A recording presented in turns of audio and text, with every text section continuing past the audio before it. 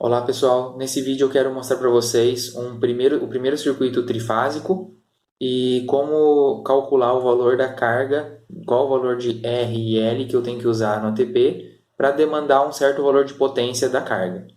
Então para isso eu coloquei aqui um desenho do circuito trifásico com uma ligação estrela, só para exemplificar. Então nós temos aqui um circuito estrela com carga Z, a carga está equilibrada, o que não é necessário no ATP, que ela seja equilibrada, ele permite simulações desequilibradas. Temos a corrente de linha IL, a corrente que passa na fase F. A tensão sobre a carga Z aqui é a tensão entre fase e neutro, ponto de neutro sendo esse. E a tensão de linha é a tensão entre duas das fases aqui, tá? Então, por exemplo, VAB aqui. Bom, essa equação mostra qual que é a demanda de potência dessa carga, sendo a potência trifásica. A potência S aqui a potência S é raiz de 3 vezes VLL vezes I' conjugado. Bom, corrente I' é igual a corrente I fase, e a corrente I fase aqui é V fase neutro sobre Z. Então, eu posso substituir isso aqui. Também sei que VLL é igual a raiz de 3 vezes VFN. Então, eu posso usar essa informação para fazer uma troca aqui de variáveis. Então, VFN é igual a VL sobre raiz de 3. E eu vou ter que essa expressão S trifásica é igual a VLL ao quadrado sobre Z conjugado. Estou passando os passos rápidos aqui, pessoal, e peço que vocês olhem isso com detalhes, se for de interesse de vocês. Mas a dedução basicamente é essa. Vejam que ficou com um conjugado aqui em Z, o que eu posso manipular e transformar nesse formato aqui. Então, a carga Z, para demandar a potência S trifásica na tensão VLL, que é a tensão que está sobre a carga, ela tem que ter esse valor. Ela tem que ter o valor VLL ao quadrado sobre S trifásico conjugado. Então, se a tensão for VLL e a impedância for Z, ela vai demandar S trifásico. Então, beleza. Como exemplo, pessoal, eu coloquei aqui uma conta fiz um cálculo aqui no Excel. Então, vamos considerar aí a potência de um chuveiro, por exemplo, de 5.000 watts ou 5 quilowatts, numa tensão linha de 220. Então, quer dizer que a resistência... Claro que o chuveiro não é trifásico, tá, pessoal? Pelo menos conheça algum chuveiro trifásico. Aqui a gente está falando de uma carga trifásica, então seria um motor que opera com fase A, B e C, beleza? Então vamos dizer assim, uma carga, um motor com uma potência ali de 5.000. Então nós temos ele com tensão de 220 e para ele demandar 5.000 e se tiver 220 sobre ele precisa ter uma resistência de 9,68, beleza? Então, vamos começar primeiro com uma parte de uma resistência e vamos partir aqui para o ATP. Então, no ATP, nós podemos colocar aqui uma fonte de tensão alternada. Então, nós vamos aqui na fonte de tensão alternada. Escolhemos voltage, que é o tipo da fonte. Vou escolher trifásica. O valor que eu quero inserir de amplitude ele é linha a linha. Eu só venho aqui e coloco 220. A frequência da rede é 60 Hz. E basicamente nossa fonte está setada. Agora eu vou escolher os resistores. Então vejam, branch linear. Esse resistor é o que a gente usou no vídeo anterior, mas ele é só para uma fase. E eu tenho essas opções aqui, de já pegar um elemento que é trifásico. Esse primeiro seria um elemento RLC série, só que um para uma fase, outro para outra e outro para outra. Eles não estão conectados. Então é um separado de outro, como se fosse a cópia desse aqui. Em 3, né? Esse aqui já não. Além de ser um elemento trifásico, é um RLC série, RLC série, RLC série, e conectados em forma de estrela. E esse conectado em forma de delta. Então, o que eu quero aqui é o RLC trifásico. Bom, é um RLC, como vocês podem ver, RLC, mas eu só quero um resistor, né, nesse primeiro exemplo. Então, eu venho aqui, dou 2 cliques, 0L da fase B e 0L da fase C. O capacitor já estava zerado. Então, o R que eu preciso setar aqui, segundo o meu Excel, é 9,68. Que basicamente, o que está sendo calculado aqui é isso aqui, pessoal. 220 ao quadrado dividido por 5.000, que é o que a gente viu ali no PowerPoint antes. Então, eu venho aqui no Excel, no ATP, perdão, coloco 9,68 para a fase A, de resistência, 9,68 para a fase B e 9,68 para a fase C. Então, ok. E aqui eu aterro Basicamente tem um circuito estrela com o neutro aterrado. Agora eu preciso conectar esses dois elementos. Mas antes disso,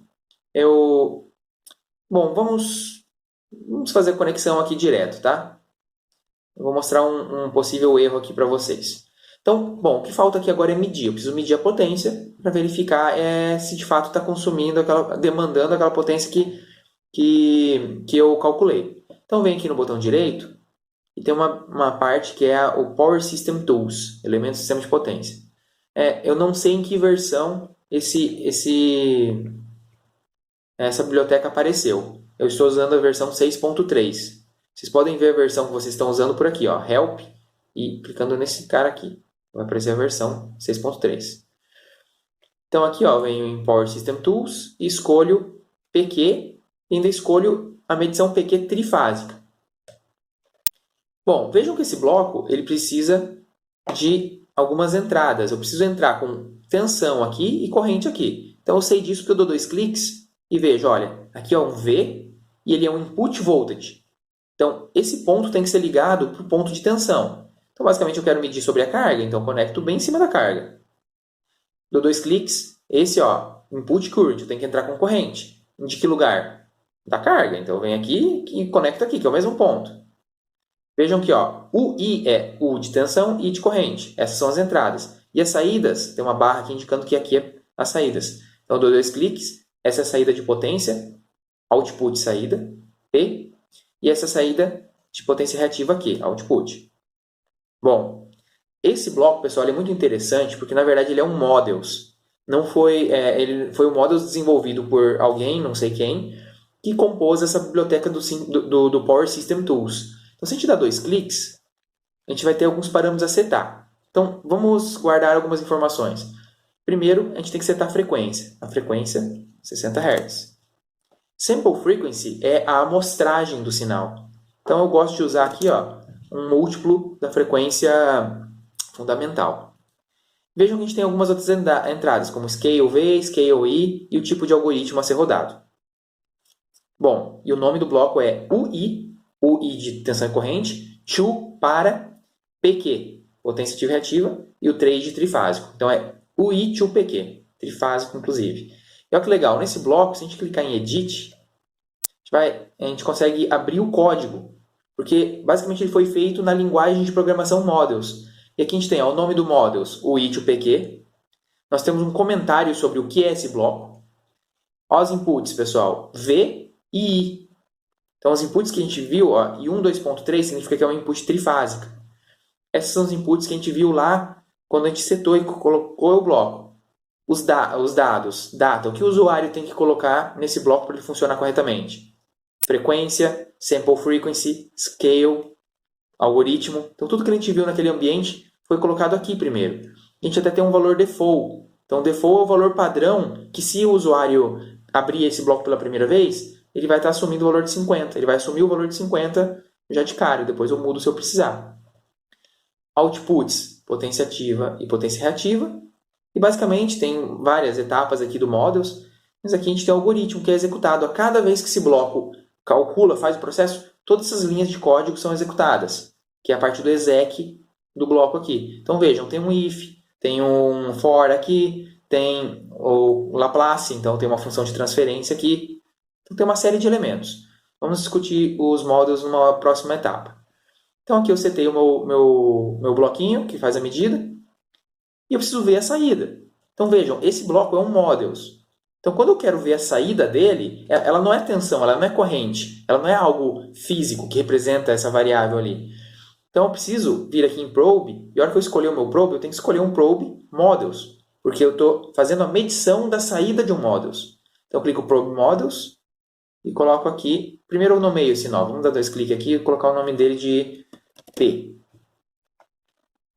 E pedir para aparecer na tela. Então vejam que esse é o bloco, o nó P, e esse é o nó que eu vou chamar de Q. Então eu venho aqui, coloco o Mzinho. Inclusive eu vou deixar um em vermelho e outro não, para vocês verem que isso não tem problema. É só para o ATP te avisar, olha, você não clicou nele, você não confirmou se os dados são aqueles mesmos. Então olha que interessante, a hora que eu rodar, deu um erro. E esse erro, pessoal, a gente tem que ler o que o ATP está falando. Então, ó, você perdeu, camarada e tal. Daí aqui aparece, ó, kill code número 753. Kill code 753. In the model section, a model's input makes reference to a node or a switch named tal. There is no node switch in this circuit. O que esse kill code está falando? Está falando que uma das entradas do models é corrente. Beleza? Ó, in the model section, a model's input makes reference to a na verdade, não está falando explicitamente que é corrente, mas ele está falando que uma das entradas faz referência a uma switch. Basicamente, é por causa da corrente, só está falado de outra forma. Porque acontece? Se eu não colocar algum elemento que monitora a corrente, o Models não consegue medir a corrente. Eu preciso pôr alguma coisa aqui, eu preciso pôr uma chave que me dá a variável de corrente. Então, aqui, basicamente, eu preciso deletar e colocar, por exemplo, um switch trifásico. Essa switch trifásica vai ser minha referência de corrente. Então, quando o ATP, quando eu usar essa entrada aqui, que é input I, ela vai estar usando a informação da corrente que flui nessa chave aqui. Então, eu preciso ter um elemento que me dá a corrente. Basicamente é isso. Então, eu gosto de usar essa chave, mas um outro elemento que vocês podem usar é esse aqui também. Ó. É o probe current. Então, esse é o probe current. Vocês podem dar 2 cliques nele e transformar ele em trifásico aqui. Ó. Beleza? Então, fazendo dessa forma, esse elemento, os dois são equivalentes para esse ponto. Eu gosto de usar a chave porque às vezes você já acaba usando ela para fazer chaveamentos no circuito mesmo. Então eu dou 2 cliques, ó, essa chave ela vai fechar em -1, fase A, B e C. Então antes da simulação começar ela já inicia fechada, né? Ela inicia fechada, melhor dizendo. E ela só vai abrir em 1000 segundos. Então lá na frente, quando a minha simulação já tiver terminado. Bom, vamos rodar e vamos ver se vai ter erro. Ó, não deu erro, a simulação rodou. Está demorando porque provavelmente por causa desse valor que a gente está usando aqui ou do passo de integração. Bom, isso a gente já trabalhou no outro vídeo, né? A questão do passo. Então vamos lá, pessoal. Vamos rodar esse gráfico aqui e vamos ver o resultado. Vejam que, como saída, eu tenho um M de models, eu tenho um models P e um models Q. Então clico MP, MQ para ver essas variáveis. E olha o que eu vejo aqui. Eu posso clicar nessa... Opa, deixa eu minimizar um pouco aqui. Eu posso clicar nessa barrinha e nela vai me permitir eu varrer o gráfico e ver o valor de uma forma mais precisa. Só que interessante. Nesse momento, a variável P em vermelha, ela assume o valor de 4.996,7, praticamente 5.000. E a variável de potência reativa, que é o em verde, valor de 2E-13, zero, né? Então, basicamente, a carga, quando eu coloquei aquele valor de resistência, ele de fato demandou a potência que eu queria demandar. Vamos fazer um outro teste. Em paralelo com esse resistor, vamos colocar aqui, ó, vou copiar ele, ó. Vamos colocar um indutor. Eu vou deletar os R's e vou colocar um valor de indutor. E o valor de indutor vai ser justamente esse aqui, pessoal. Olha só que legal. Aqui a gente tem a potência trifásica, só que a potência reativa. Então, se eu quisesse demandar 1000 VAR de potência reativa na tensão de 220, a minha reatância indutiva deveria ser 48,4. A reatância indutiva, o valor em ohms. Se eu usar essa expressão, 2π vezes 60 vezes L, eu tenho que a minha indutância em milihenries seria 128,385. Então, se eu colocar 128,385 aqui no ATP, porque está em milihenries, ó, desculpa, está em ohms. Está em ohms por causa de uma alteração que eu fiz aqui. Então, vejam que a entrada... deixa eu dar 2 cliques aqui. De novo, ó, vejam que a entrada está em ohms para minha indutância. Eu vou deletar esse elemento, eu vou começar um do zero aqui, tá, pessoal? RLC trifásico, aqui. Então, por que aquele valor apareceu em ohms? Colocando ground. Apareceu em ohms, pessoal, porque aqui em settings, ó, foi definido que o XOPT é 60. Então, na dúvida do XOPT, o que é XOPT e COPT, é só clicar aqui no Help, que ele explica. XOPT e COPT, beleza? Então, XOPT e COPT está aqui explicado. Inclusive, o Help do ATP ele é muito bom. Vocês podem entrar por aqui também. Ó. Então, o que aconteceu? Quando eu coloquei XOPT 60, eu meio que falei assim para o ATP, olha, sempre que eu for entrar com um valor de indutância, eu quero entrar em ohms. Só que voltando aqui no Excel, lembrem-se que ohms e Henry está vinculado por essa equação, e aqui eu não tenho o valor de frequência, 60. Então, para eu falar qual que é o valor de indutância, eu preciso falar, o valor de reatância indutiva, eu preciso saber qual que é a frequência. Se é 60, 50 Hz. Então, se for um sistema 50 Hz, eu ponho 50. Se for 60, eu coloco 60. Então, quando eu tiver aqui no ATP e colocar o valor de 60 em XOPT, eu vou entrar com os valores de indutância em ohms na frequência de 60 Hz. Se eu deixasse com o valor de 0, que é o original, que é o default, olha como ia ser os dados. Olha lá, L eu ia entrar com os dados em mH. Então, isso facilita a vida de vocês. Se vocês quiserem usar em ohms, é só setar 60. Em vez de toda vez ir lá e transformar usando 2π vezes 60, vocês não precisam transformar. O ATP já faz essa transformação para vocês. No caso, quem faz isso é o ATP Draw. Ele já gera o cartão pronto. Então, olha só, eu vou vir aqui e eu vou deixar marcado 60. Então, eu sei que o dado que eu tenho que entrar aqui, para o L, o R eu vou zerar, o valor que eu tenho que entrar para L é o valor em ohms. Então, é 48,4. Então, vem aqui, 48,4. Coloco isso para a fase B e para a fase C. Ok. Eu gosto de colocar os elementos em paralelo, pessoal. Então, assim, eu fiz o cálculo, porque a tensão nesse ponto é 220. Então, particularmente eu prefiro, mas não é regra. Vocês podem pôr em série, desde que façam o cálculo de uma outra forma aqui, tá? Que daí vocês usam a equação lá, a expressão inicial lá do slide, e vocês conseguem chegar na mesma resposta, mas não é desse jeito. Mas eu gosto de colocar assim porque se eu quiser tirar um elemento e deixar o outro só a parte real ou só a parte imaginária, eu consigo manobrar isso de uma forma mais simples. Então, eu prefiro dessa forma, mas isso é estilo. Então, aqui tem várias, isso é importante também frisar, tem várias formas de fazer simulações, pessoal. Essa é uma delas.